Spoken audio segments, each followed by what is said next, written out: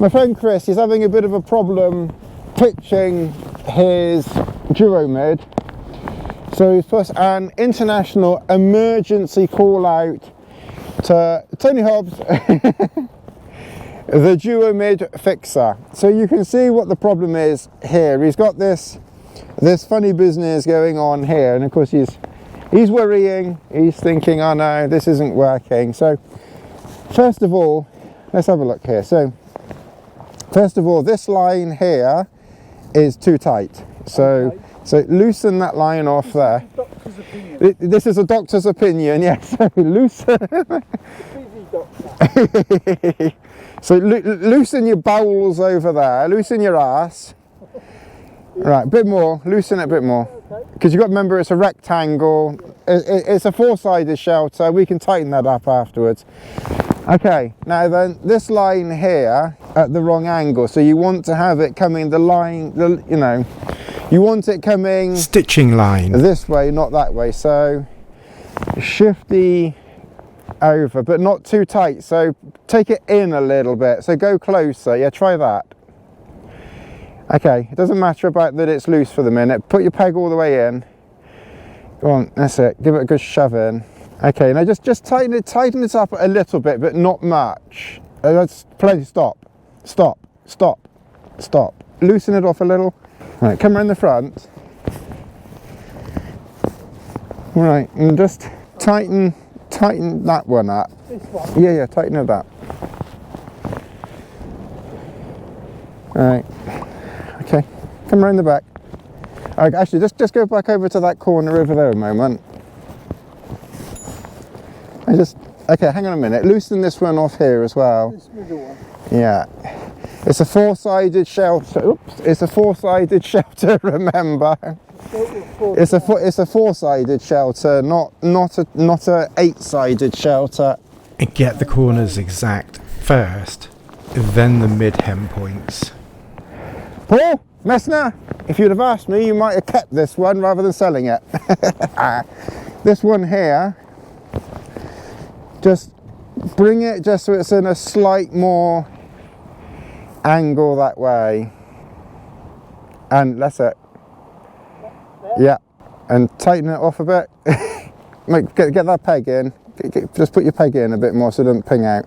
Right, and just tighten it off a bit more. Okay, all right, now pop round to the back, and now tighten that one up and let's see what happens.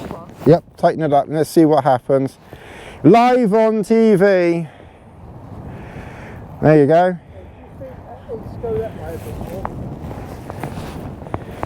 Yeah. If you're finding this video helpful, please do like, subscribe, share, hit that notification button to all. Let's carry on. That's better.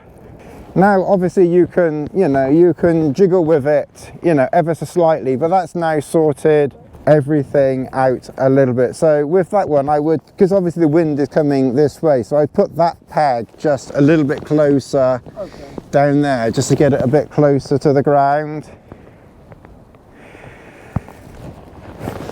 Put it in about there. Put your pegs the other way around. You put your peg the wrong way around. That's it. And then tighten that down. I mean, like I said, when you've actually got the shape of it, then you can kind of tighten them off a bit, and you can kind of turn it into a 20,000 sided shelter. But you just want to get it. You want to get it nice and you've got to remember it's a rectangle, not an octagon. It's a rectangle, not an octagon. And that's it. You've got the basic. That's the basic shape. Pushing in. Sorry? That's still dropping in a whole heap. Only, well... Oh God, there's no pleasing sound. Let's try this. Oh, it's got nothing to do with the wind. Okay, well if you wanted a little bit tighter, then loosen that one off there then. So if you're still concerned about that angle there, so loosen that one off. Yeah. Okay, then come back round here. And I would suggest you loosen that one off over there. Loosen that back one off a bit. Or the middle one? Both. And the middle one. So that's go in? Yeah, I would put it there. Yeah, that's fine. Let's see. Don't tighten it. Don't tighten it. Leave it. Okay, just this one here. It's still coming at a slight angle. So that one there, you just want to bring it down because it's coming this way. So you want it more following the line. Do you want me to do with this peg now? Take the peg. You want me to tell you what I want to do with the peg? So take the peg out and then put the peg in about here. I'll tell you what I want to do. So, And make it tight. Get it a bit tighter. Okay. All right. Try that. All right. All right. Then tighten that front left one up a bit now. It might need, no, ignore those. Tighten that one up a bit. Okay, it won't go much tighter now. Okay, let's come and tighten this one up. He will need to switch those door lines out for the yellow lines. You've got to remember that we're on, you know, it's quite bumpy ground here as well. You're not on, you're not in the park, exactly. Okay, just get that peg in there, get that peg in. And now if you tighten that one off. this one. Yeah.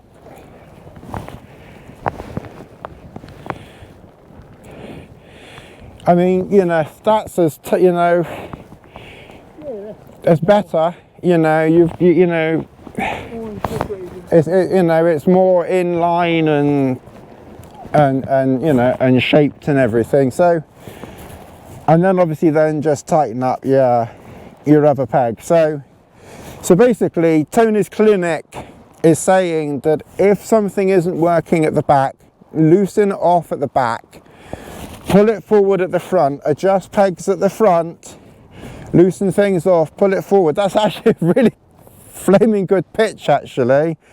I mean, that's probably better.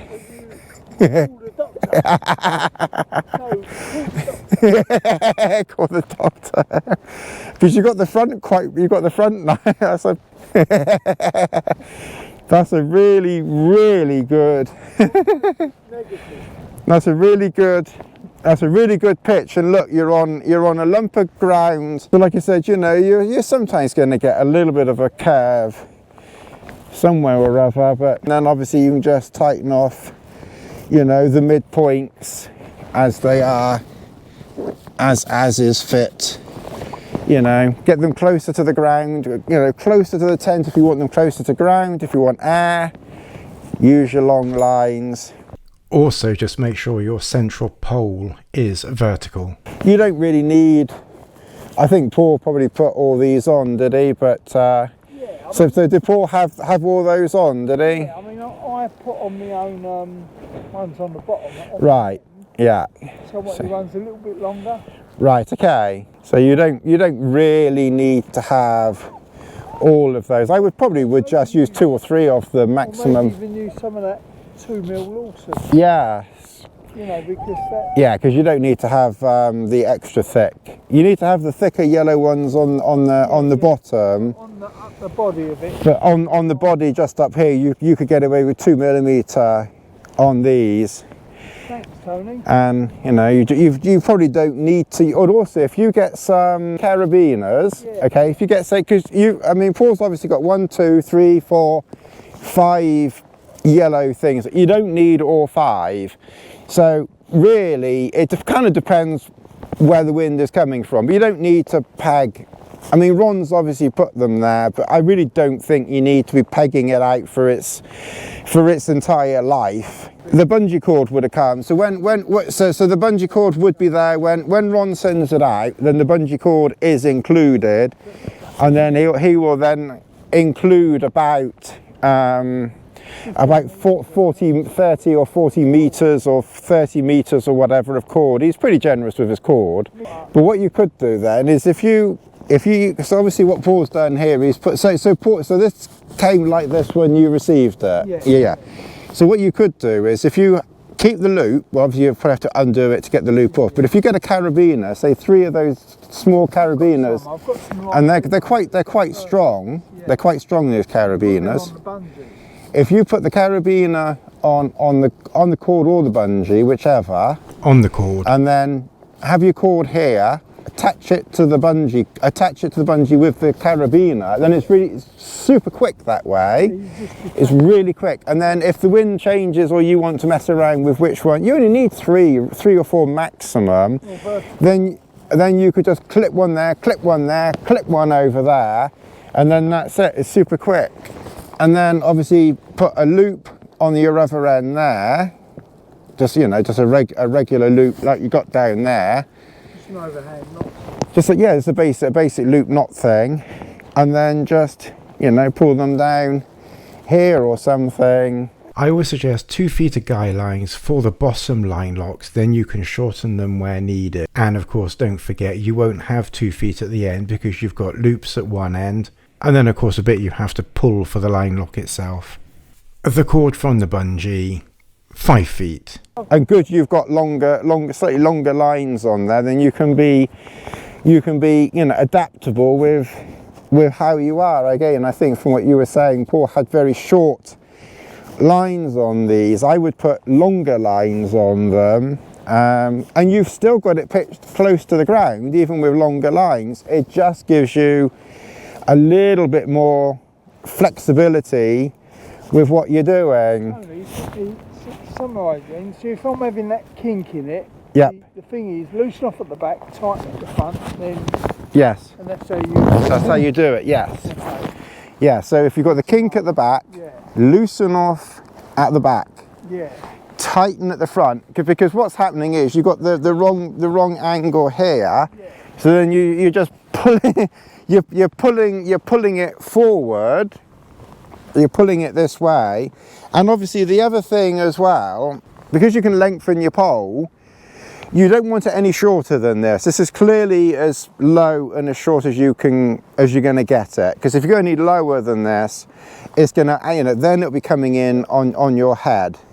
So one other thing that you could do, if you were still thinking that this is too much in of an angle, I think you should be okay. But if you're still concerned about that, then you might want to make the pole a bit longer. And then when you make the pole a little bit left, you loosen everything off, loosen the pole off a little bit, make the pole a bit longer, say like an inch or inch and a half, 2 inches longer, and then exactly say, go through the whole process again and just tighten up the front and then the back, and then you... The thing is, sometimes when I've done good pitches, I've been fiddling around and doing this and that, and I thought, and it's worked, and I've shown you it, haven't I? Yeah. Pictures, and you said, oh, that's a really, really good picture. But the thing is, knowing what I've done to create that, because you randomly pulling this and pulling that, it's the order in which you do things to resolve. Yes. And once you've got experience and you know the sequence, yeah, exactly. Then that's the way to get there. So that's basically that. Yeah. So that's how you do it. It's quite sorry. The thing is quite, I wouldn't say misleading, but when you see a shape like this, you think that must be really simple. Compared to a hoop, like say an acto or something. Right. It's very hard to get wrong. Yeah. You see a shape like this, you think that must be, it's a rectangle, it's a pyramid, triangle, Yes. What could go wrong? But it is a knack, and it is kind of what you've explained. Yeah, exactly. The rain's coming in, so we're going to have to duck under cover again because it's not very nice. So hopefully you found this video helpful and informative. So like I said, just loosen at the back if necessary. If you've got an angle coming in, loosen at the back, pull it forward, and then tighten it up at the back. So kind of the bit that's not working, that's the bit that you loosen off, tighten everything else up, and then tighten that bit up, at the end basically. And if that still isn't working, because we have got it very close to the ground here, so if it's still not working, then you will just need to lengthen the pole just to give you a bit more height inside, and then you can still get it quite close to the ground. Yeah. So you can watch this video back again.